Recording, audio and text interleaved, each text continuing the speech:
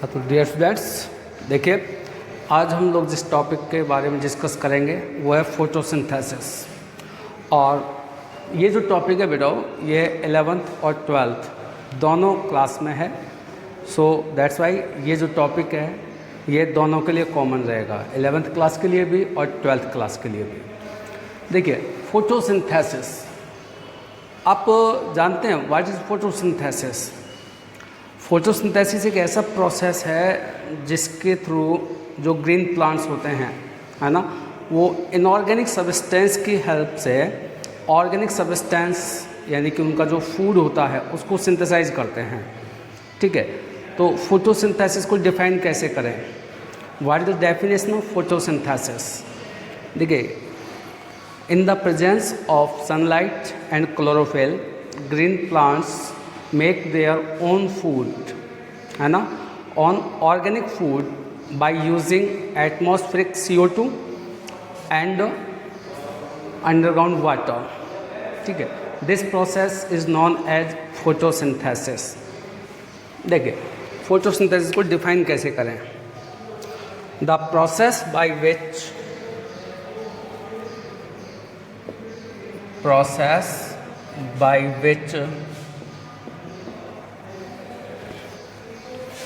green plants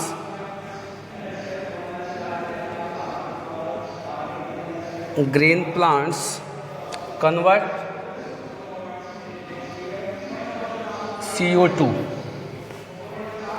absorbed from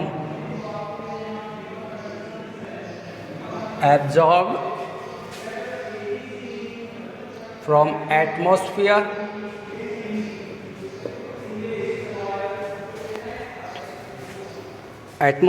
and water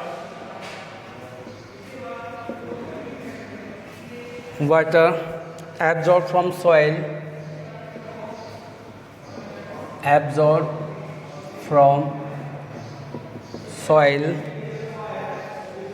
into carbohydrate.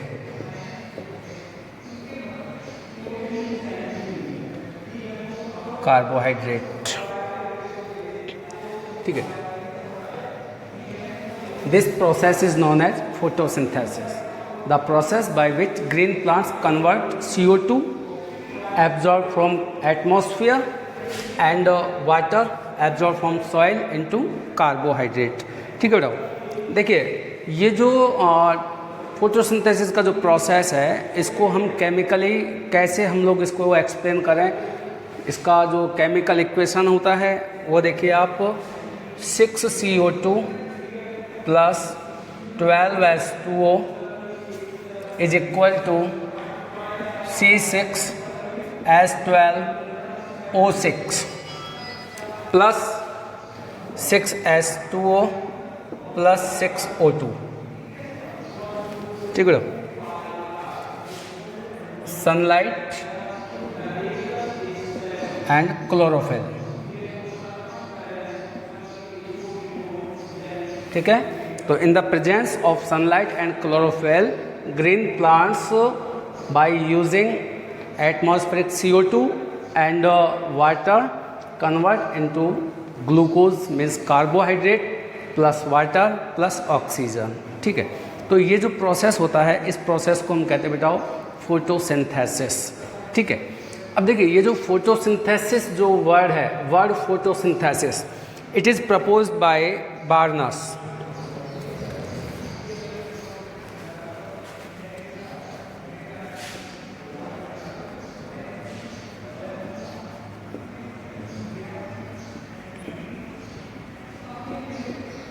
Term photosynthesis was proposed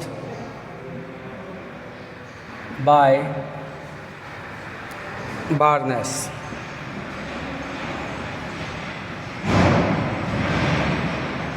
ठीक है ना, ये एक साइंटिस्ट हैं जिन्होंने सबसे पहले ये टर्म फोटोसिंथेसिस इसको प्रपोज किया था।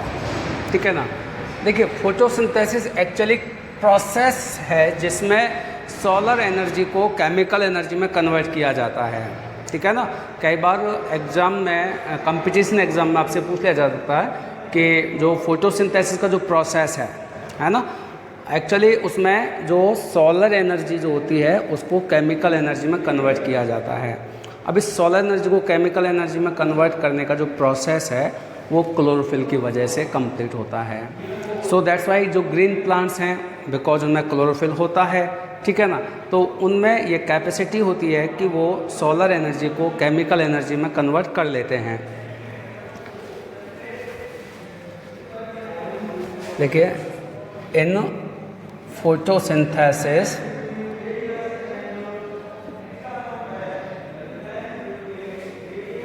सोलर एनर्जी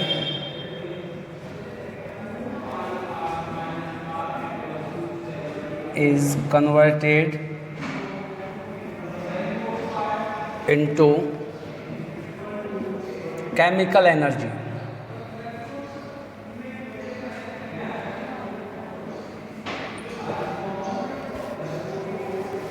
फोटोसिंथेसिस प्रोसेस में सोलर एनर्जी को केमिकल एनर्जी में कन्वर्ट किया जाता है, ठीक है ना, with the help of chlorophyll. देखिए, इसके बाद हम लोग बात करते हैं कि ये जो फोटोसिंथेसिस है इसकी हिस्ट्री क्या है ना, किसने इसको स्टडी किया, किसने ये बताया कि इसमें CO2 की रिक्वायरमेंट होती है, किसने बताया कि वाटर की रिक्वायरमेंट होती है, किसने बताया क्लोरोफिल में होता है, किसने ये प्रपोज किया सबसे पहले कि इसमें कार्बोहाइड्रेट फॉर्म होता है या ऑक्सीजन रिलीज होती है, फिर ऑक्सीजन जो रिलीज होती है वो कार्बन डाइऑक्साइड से रिलीज होगी या वाटर से। तो ठीक है, एक्सपेरिमेंटली ये प्रूव हो गया है कि ये जो ऑक्सीजन रिलीज होती है ये ऑक्सीजन वाटर से रिलीज होती है ना, ना कि कार्बन डाइऑक्साइड से। तो फोटोसिंथेसिस की प्रोसेस में जो ऑक्सीजन रिलीज होती है वो ऑक्सीजन वाटर मॉलिक्यूल से प्रोवाइड होती है, ना कि CO2 से। तो अब हम बात करेंगे बेटा हिस्ट्री ऑफ फोटोसिंथेसिस कि ये जो फोटोसिंथेसिस होता है इसके बारे में किस साइंटिस्ट ने क्या क्या जानकारी दी है। तो देखिए, अब हम बात करते हैं हिस्ट्री ऑफ फोटोसिंथेसिस।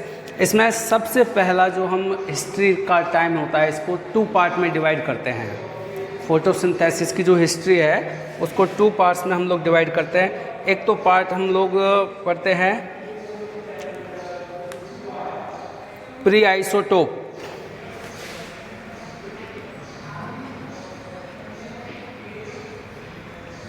ठीक है, प्री आइसोटोप पीरियड,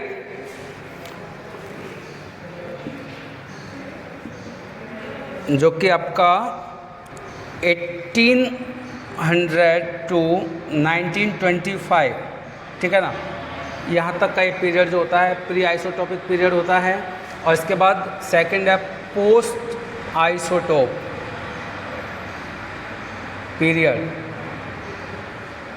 जो कि 1925 टू प्रेजेंट टाइम, यहाँ तक का जो टाइम होता है ये आपका पोस्ट आइसोटोप पीरियड्स जो है ये होता है।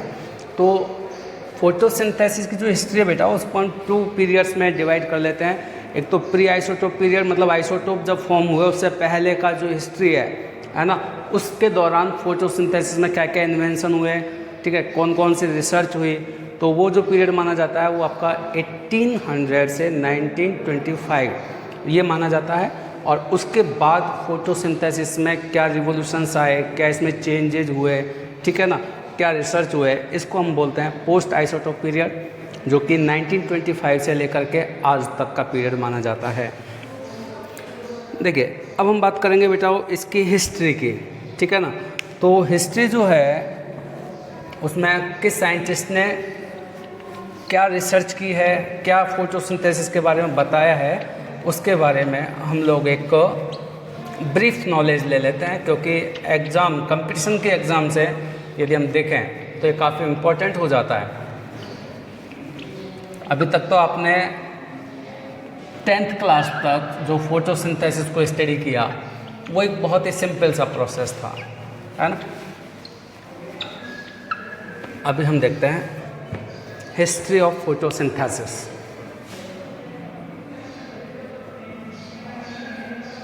History of photosynthesis.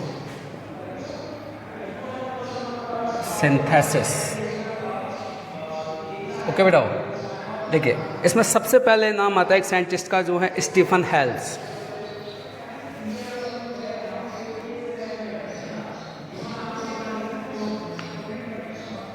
स्टीफन हेल्स, इन्होंने 1727 में ये बताया था कि जो प्लांट होते हैं, है ना, वो सनलाइट की प्रेजेंस में अपना फूड प्रिपेयर करते हैं।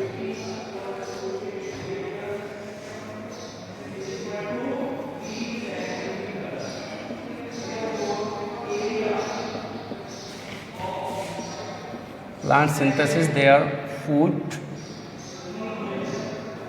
in the presence of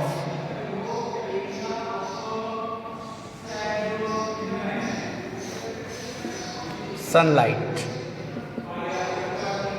ये सबसे पहले स्टीफन हेल्स ने बताया था बेटाओ। और जो स्टीफन हेल्स हैं, है ना, इनको फादर ऑफ प्लांट फिजियोलॉजी भी कहा जाता है। Father of plant physiology. तो who is known as father of plant physiology? Stephen Hales. Stephen Hales ने 1727 में क्या इन्फॉर्मेशन दी थी कि plant synthesize their own food in the presence of sunlight. इसके बाद सेकंड हम बात करेंगे जोसेफ प्रिस्टले। जोसेफ प्रिस्टले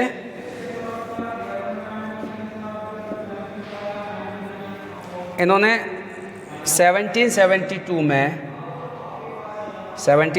में ये बताया था कि जो प्लांट्स होते हैं, ये जो फॉल एयर होती है ना, उसको प्योरीफाई करते हैं। प्लांट्स प्योरीफाई फॉल एयर, ठीक है। और फॉल एयर, है ना, फॉल एयर होता है मतलब पॉल्यूटेड एयर। पॉल्यूटेड एयर को ये प्योरीफाई करते हैं। और पॉल्यूटेड एयर कब प्योरीफाई होगी? जब उसमें ऑक्सीजन जो है रिलीज हो जाएगी।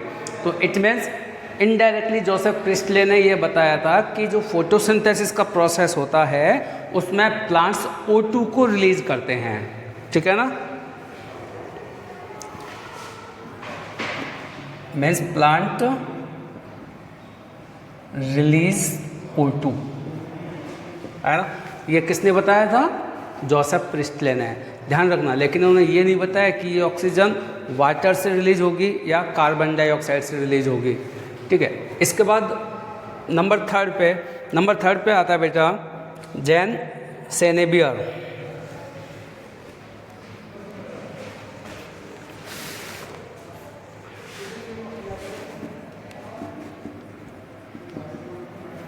जैन सेनेबियर 1779 में इन्होंने बताया कि सनलाइट इज नेसेसरी, है ना, फॉर फोटोसिंथेसिस। जैन सेनेबियर इन्होंने बताया था कि फोटोसिंथेसिस केवल तब होता है जब सनलाइट प्रेजेंस होती है।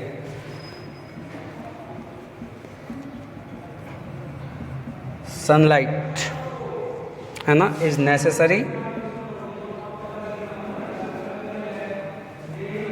For photosynthesis.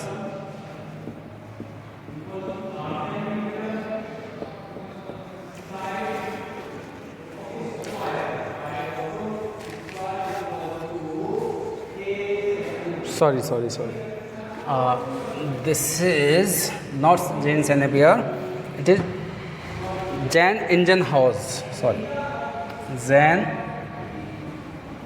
Ingenhousz।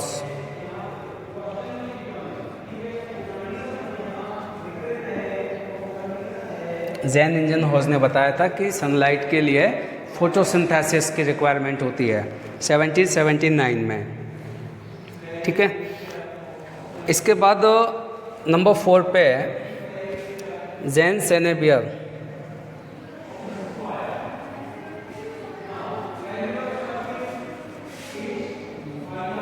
Jain Senebier and de सैसुरे।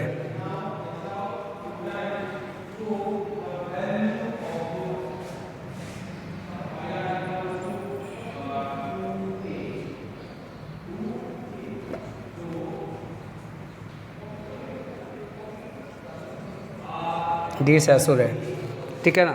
इन्होंने बताया था कि इन्होंने बताया था 1782 में और इन्होंने 1804 में, है ना।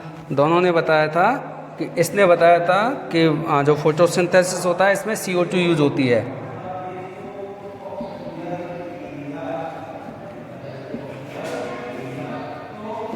फोटोसिंथेसिस, है ना। एंड जो डी सैसुर है इन्होंने बताया था water is used along with CO2, है ना। जीन सेनेबियर ने 1782 में ये बताया था कि फोटोसिंथेसिस के प्रोसेस में CO2 यूज होता है। एंड डी सैसुरे इन्होंने 1804 में ये रिसर्च के थ्रू बताया कि इसमें वाटर भी CO2 के साथ यूज होता है। After that J.R. मेयर, है ना, इन्होंने 1845 में इन्होंने रिसर्च के दौरान ये बताया कि जो ग्रीन प्लांट्स होते हैं, ठीक है ना, वो लाइट एनर्जी को केमिकल एनर्जी में कन्वर्ट करते हैं।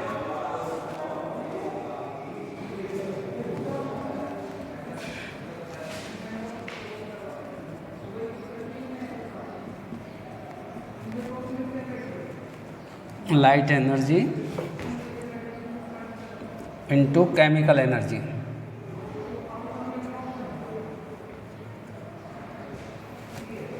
J.R. मेयर इन्होंने 1845 में एक्सपेरिमेंटली ये प्रूव किया था कि जो ग्रीन प्लांट्स होते हैं वो लाइट एनर्जी को केमिकल एनर्जी में कन्वर्ट करते हैं।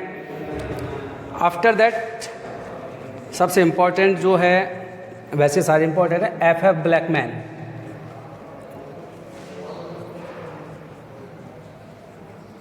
F.F. ब्लैकमैन, देखिए ब्लैकमैन, है ना, इसी से आपको याद रखना है कि जो फोटोसिंथेसिस का प्रोसेस है उसके 2 स्टेप्स होते हैं। एक तो होता है डार्क रिएक्शन, एक होता है लाइट रिएक्शन। डार्क मीन्स अंधेरा, है ना, यानी कि काला। और आपको पता रखना चाहिए कि जो ब्लैकमैन ने जो रिएक्शन बताई थी फोटोसिंथेसिस की, डार्क रिएक्शन के बारे में बताया था इन्होंने। और इन्होंने 1905 में, F.F. ब्लैकमैन ने 1905 में बताया था कि जो फोटोसिंथेसिस होता है इसमें 2 प्रोसेस होते हैं, 2 रिएक्शंस होती हैं। These are called light and dark reaction.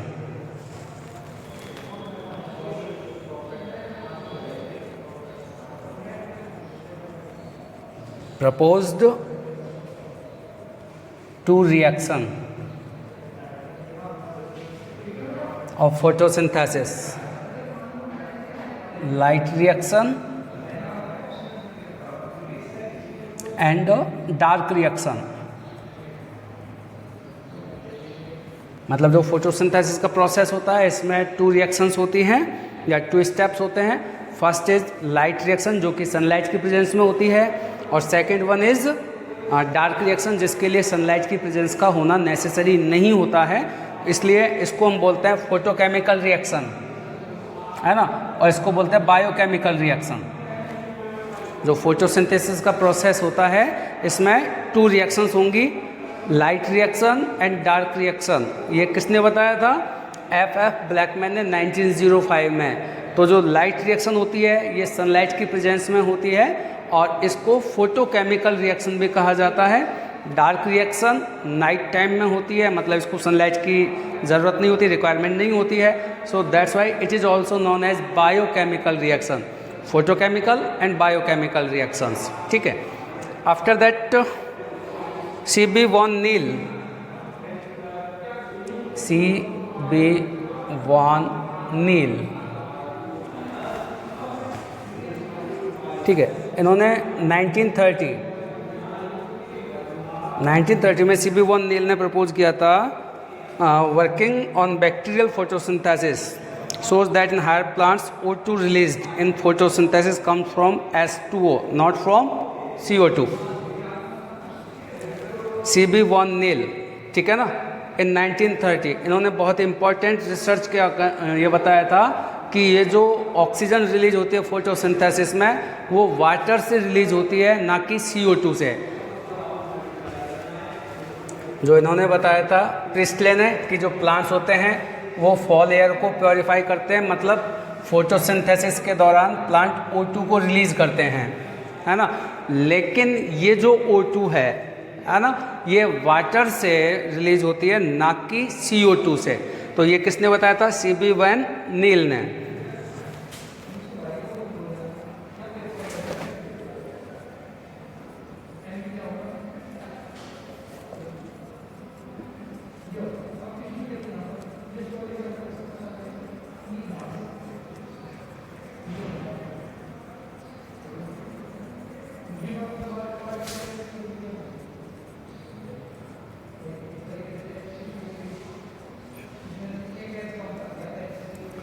O2 released in photosynthesis comes from H2O, not from CO2।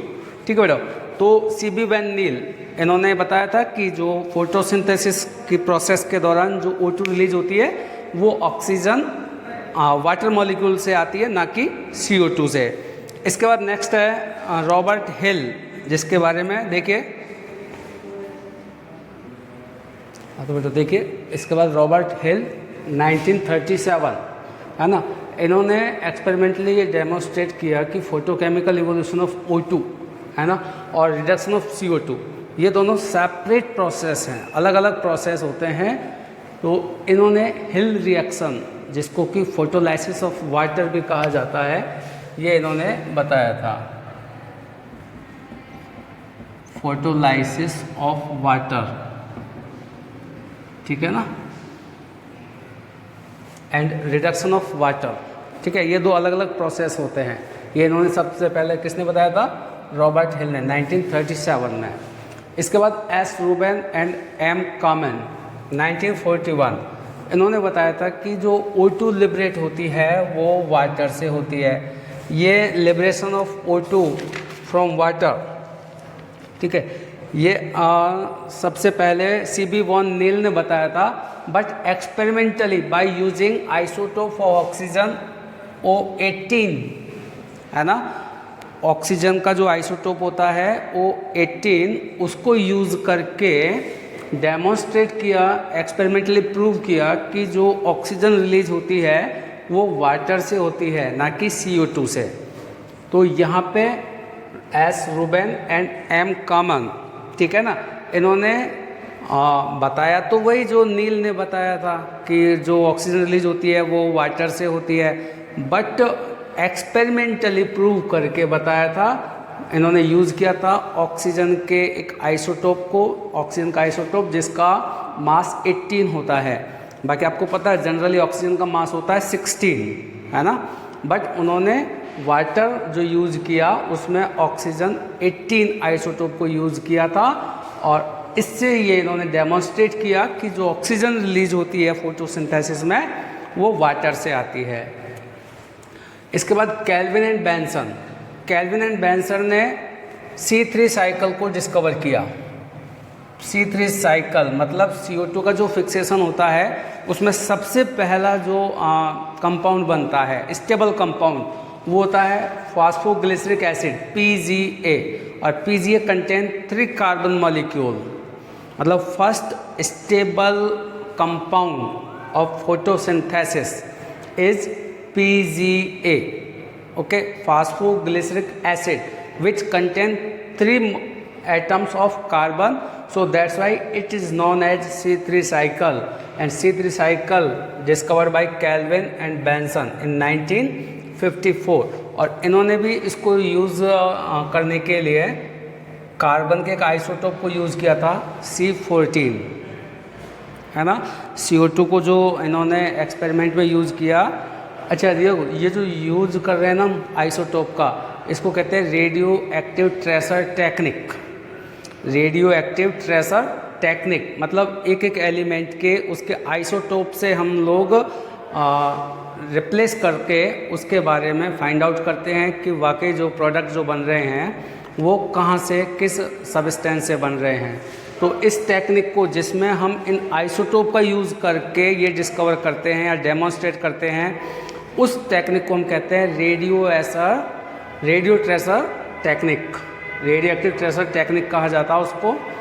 इसके बाद डेनियल आर्नोई एट ऑल और उसके जो साथी हैं, उन्होंने 1954 में डिस्कवर किया था इम्पोर्टेंस ऑफ 2 फोटो सिस्टम्स। ये जो फोटोसिंथेसिस की प्रोसेस होती है, ठीक है ना, इसमें आप पढ़ोगे कि जो सनलाइट होती है उसको एब्जॉर्ब करने के लिए क्लोरोफिल में 2 फोटो सिस्टम्स प्रेजेंट होते हैं। एक तो photo system first and another is photo system second, PS1 and PS second, ठीक है ना। ये दोनों जो फोटो सिस्टम्स होते हैं ये अलग अलग वेवलेंथ की जो सोलर लाइट्स जो होती है उनको एब्जॉर्ब करने की कैपेसिटी रखते हैं। इनको डिस्कवर किसने किया था? Daniel Arnon et al. इसके बाद हैट्सलैक 1966 में इन्होंने डिस्कवर किया था C4 साइकिल, जो कि कुछ प्लांट्स होते हैं उनमें कार्बन डाइऑक्साइड का जो फिक्सेशन होता है उसमें फर्स्ट जो कंपाउंड बनता है स्टेबल, वो PGA यानी कि फास्फोग्लिसरिक एसिड ना हो करके ऑक्जेलो एसिटिक एसिड था, और oxalo acetic acid contain 4 carbon atom, so that's why it is known as C4 cycle. C4 cycle and C3 cycle. C3 cycle किसने डिस्कवर किया था? कैल्विन एंड बेंसन ने। इसमें कार्बन डाइऑक्साइड का जब फिक्सेशन होता है तो सबसे पहला जो स्टेबल प्रोडक्ट बनता है, स्टेबल जो कंपाउंड बनता है वो होता है phosphoglyceric acid, and phosphoglyceric acid contain 3 carbon atom, so that's why it is known as C3 cycle.